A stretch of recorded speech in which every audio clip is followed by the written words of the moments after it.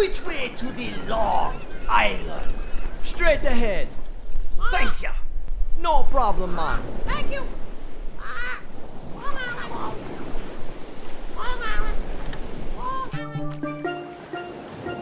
Oi! Hey, man, where you be going in such a hurry? Well, you want to know where me going, so me tell you where me going. Where you going? Me going down to Island Fish because the food is off the hook.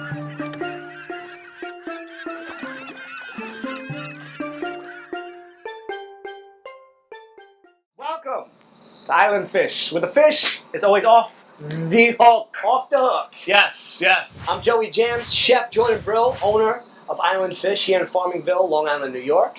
Tell me what we're going to be cooking today. You know what? I think we can start off with a little seafood, since that's what we specialize in. Why not, right? I enjoy it. There you go. All right, so we'll start off with a little shrimp scampi for you. Basic white wine garlic sauce, nothing too crazy. What we have here is a wild-caught white shrimp. The reason why I use wild caught, it just tastes better.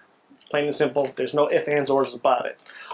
We only strictly use that here in the store. Real tasty, tasty shrimp. Has a nice crisp snap to it once you cook it.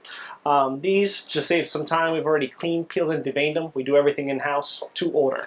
So over here we got 10 shrimp just for that. And over here is the scallops that we're going to use for the lemon brew blanc, which we'll get to in a little bit. Basically what you do is we just start off with the shrimp. Take a little olive oil. I like to use olive oil better than regular oil because olive oil doesn't burn. Take that and we just turn up the heat. We add a little fresh garlic. Just want to get it a little browning, just a little simmer going. Whatnot. Quick, simple, easy. Joey, how you making out with those shallots over there? Very well, thank you. All right, good. We're going to get to the shallots in a little bit. We're going to need those for the scallops. Just make sure you chop them up real fine, Joe. Sweet. All right. These are all real quick, simple, easy dishes. Shrimp scampi. Usually we serve it over a pasta. So what we did was over here I have a pasta that's already been pre-cooked. And what we do is we have a warmer over here. What we like to do is just keep the pasta nice and warm so that this way, when we're ready to serve the shrimp scampi, it's all set and ready to go. Joe, if you don't mind, can you pass me another glove? Thank you. We got the garlic and oil sitting here, starting to simmer and brown. As soon as it starts to brown, what we want to do is add the shrimp. Now, what I like to do is throw the shrimp in and let it cook on each side for about a minute or two, just to start to turn pink, because it will finish cooking once you put the rest of the ingredients in the pan.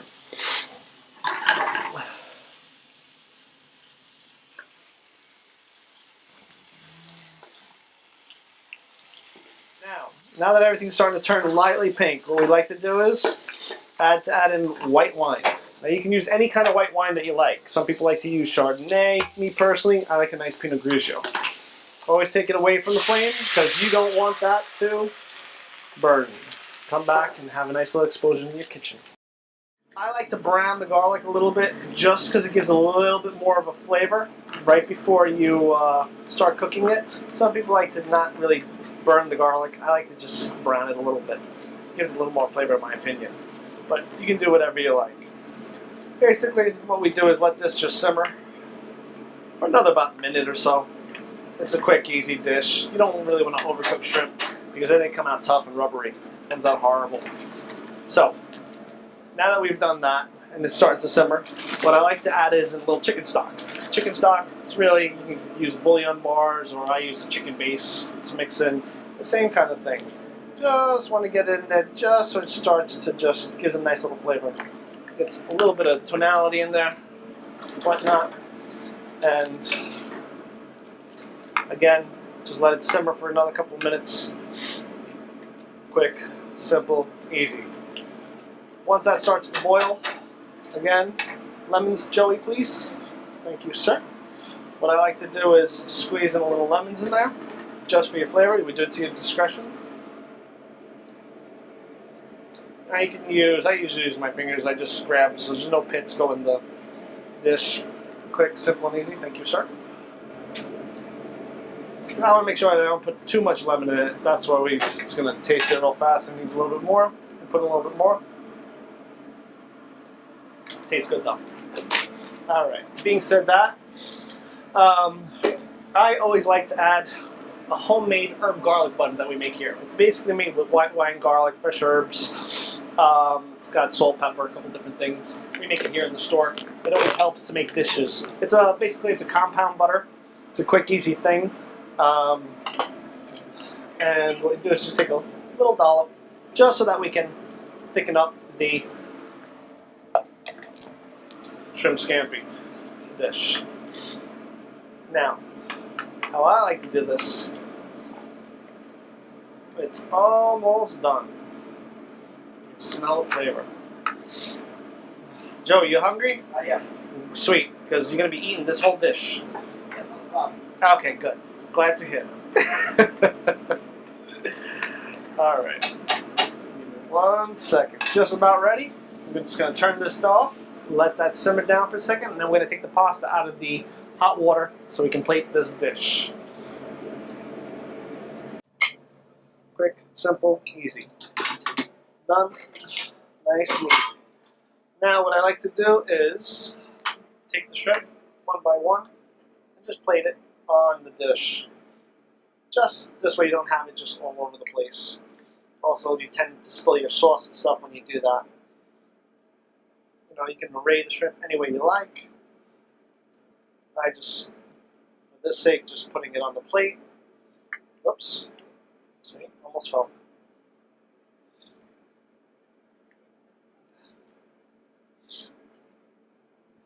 Now these shrimp are jumbo 1620 whites, wild caught, like I was saying before.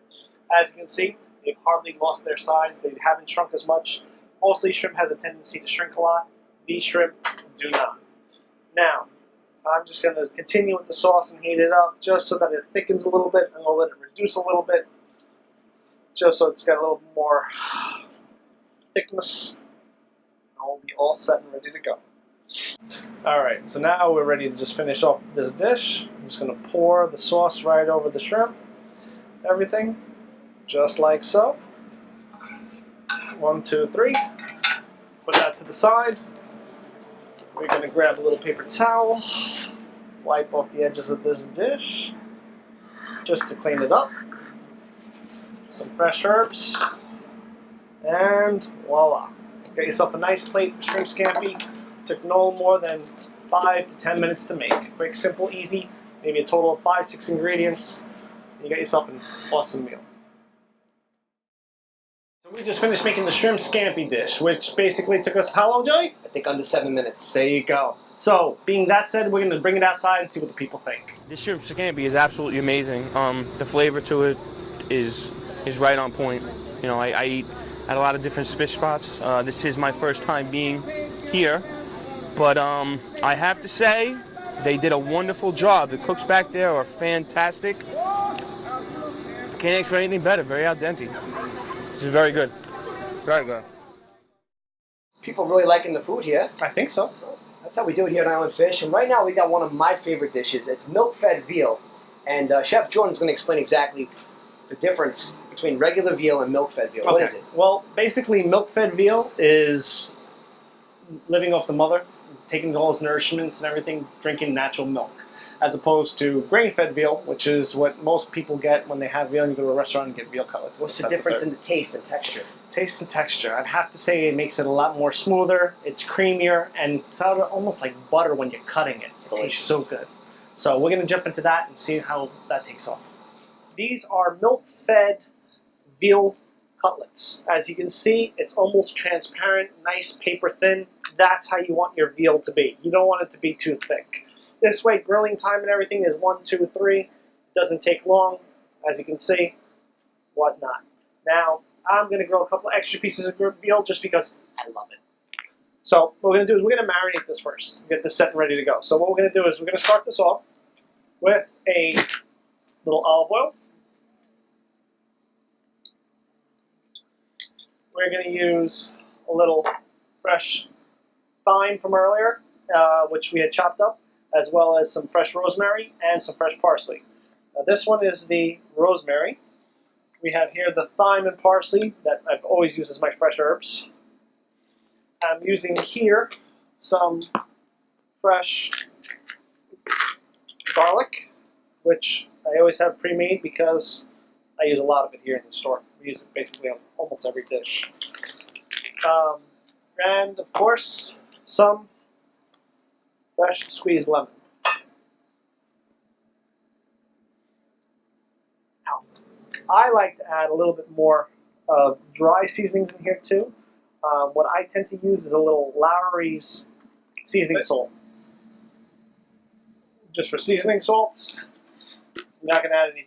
I'm going to add a little fresh ground pepper. While this is going on, we're going to take over here. We're going to make a little side salad for the grilled veal.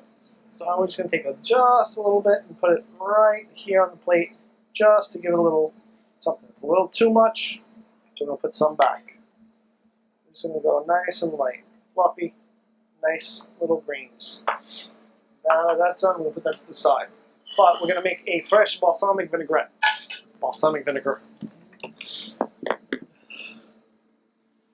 Right in there. Again, fresh garlic. Like I always said, we always use it in almost every dish. Throw that in there. Fresh salt and pepper. I like kosher salt just because I think it just tastes better. Could be wrong. Some fresh ground black pepper. Squeezed lemon.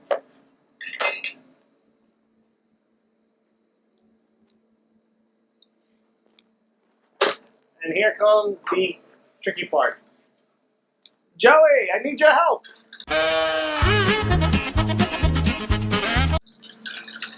Come, buddies.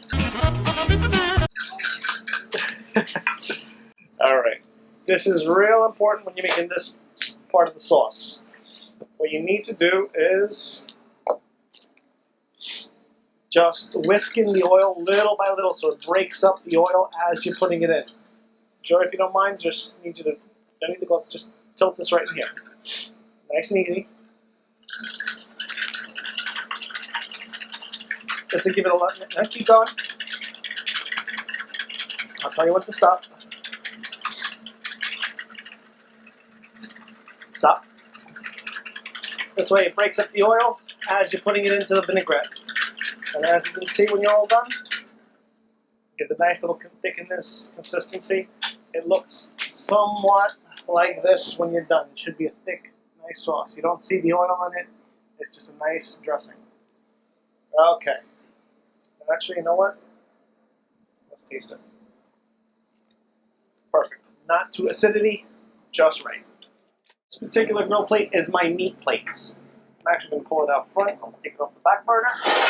And we'll put it here. I'm just putting a little canola oil on there just so nothing burns. Yeah. But what we're going to do is we're going to work with this brown gravy sauce which we've had put off to the side. We're going to split this up because we're going to use it for two dishes. One is for the veal, one is for the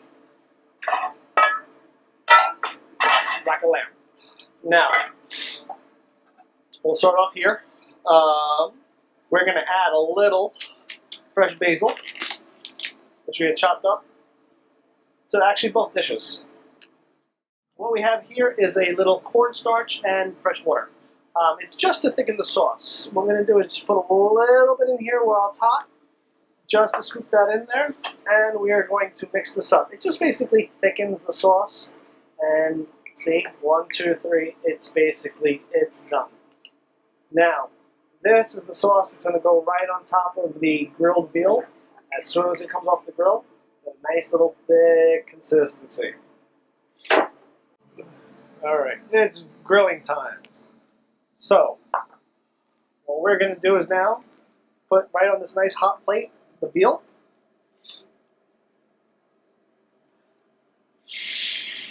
One. Usually for this dish, we serve about 2 cutlets. But because we're hungry, we've got a room full of guys, and I got my buddy Joey with me, we're going to throw a few extra cutlets on there, just to make it taste good. Just so that we're not fighting over the veal.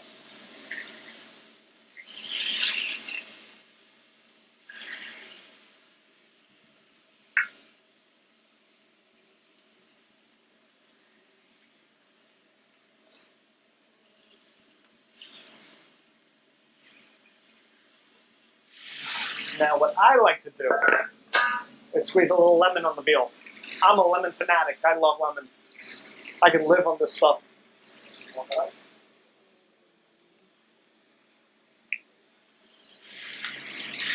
Now, this veal is actually almost done, as you can see. It doesn't take long to grill this veal. It's a quick, easy dish.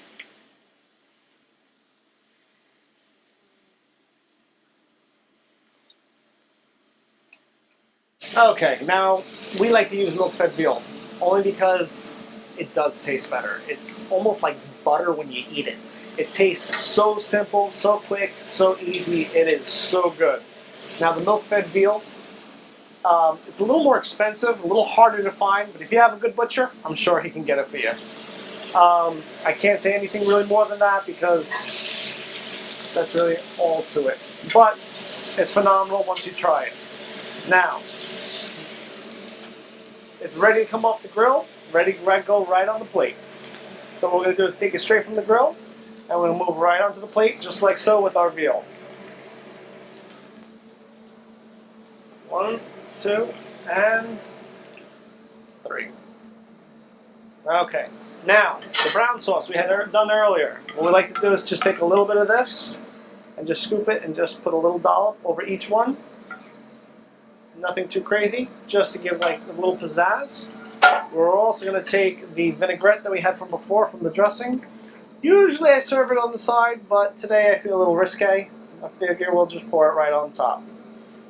What we do is just to top it off, take a little fresh herbs, put it right on, and you got yourself a beautiful grilled veal milk-fed plate with a fresh salad on the side with balsamic vinaigrette. Here at Island Fish, We go are cuckoo all- for coconuts. We go cuckoo. We're cuckoo to begin with, but we're here to. We're all about being original, and this think is an so. exclusive signature dish here. It's cool. You're not gonna find it anywhere else. And Jordan grows the coconuts in his backyard. Yes.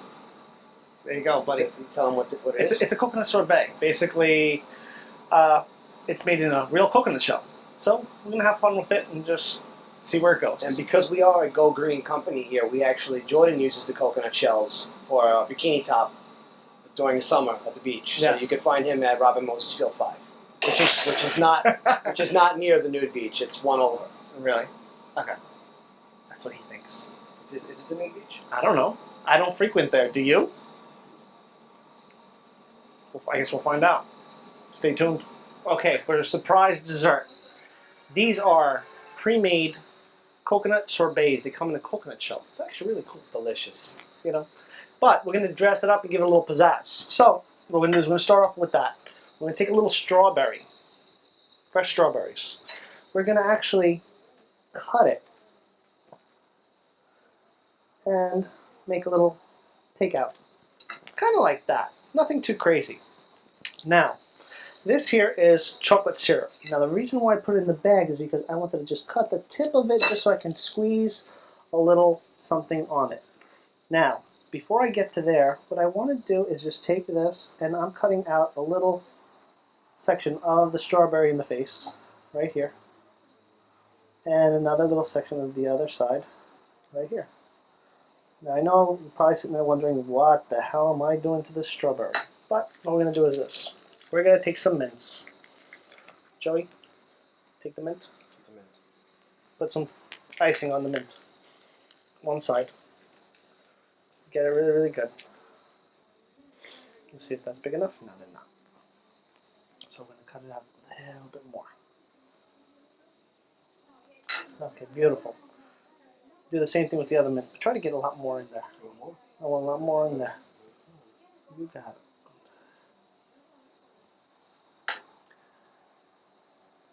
Let's see how that works.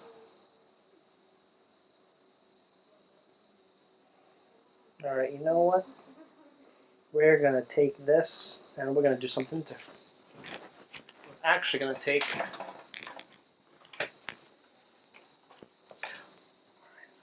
this and do something different. We're actually, because this is not working as planned, but that's alright. We're doing it as we go. Joey, I want you to put the icing all around those little two buttons, the two mints. Now, while he's doing that, we're going to finish doing this. What we're going to do is with the top of the coconut sorbet, we are going to cut out a little small section of it. Just so we can get our strawberry to sit in there nice and easy. Now, we're also going to take the chocolate, and what we do is, well, yeah, we're going to take the chocolate, and cut the tip. Okay, we're going to squeeze it and just give a little winds to it. Kind of like that. Wow, Joey, that's a lot of icing. I said a little icing. Okay, give me back the spoons. Okay, that's all right. Joey want bananas? That's okay. Joey's just having fun. Let's try this again. He has glaucoma. Okay, I have glaucoma. The strawberry has glaucoma. Okay.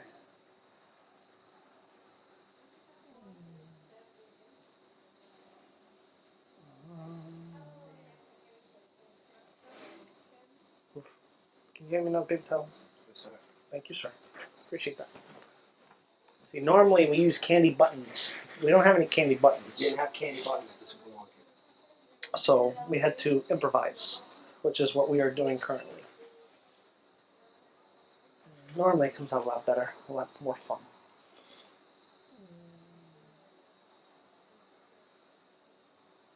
What happens is, you go,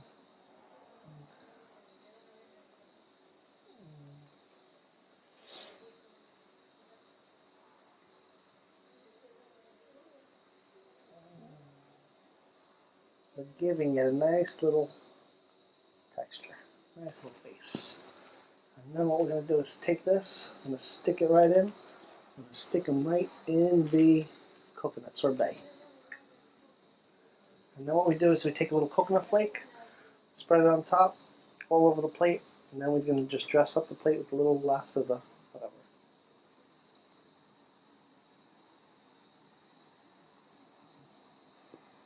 It's all done. Then we got ourselves a nice little coconut sorbet. Well, now that we know that everybody enjoyed the food, we hope that everybody, you're willing to come on down and try our food. We have all different types of things we make other than seafood, as you can see. Now, we're located here at 655 Horse Block Road, right here in Farmingville, New York, right here on Long Island. Nowhere else will you find us. Anyhow, as you can see, any kind of meals can be made in a quick, simple 10 to 15 minutes or even less time. Doesn't take much ingredients, tastes phenomenal. With that being said, guys, I hope you had a good time. Enjoy. Good night.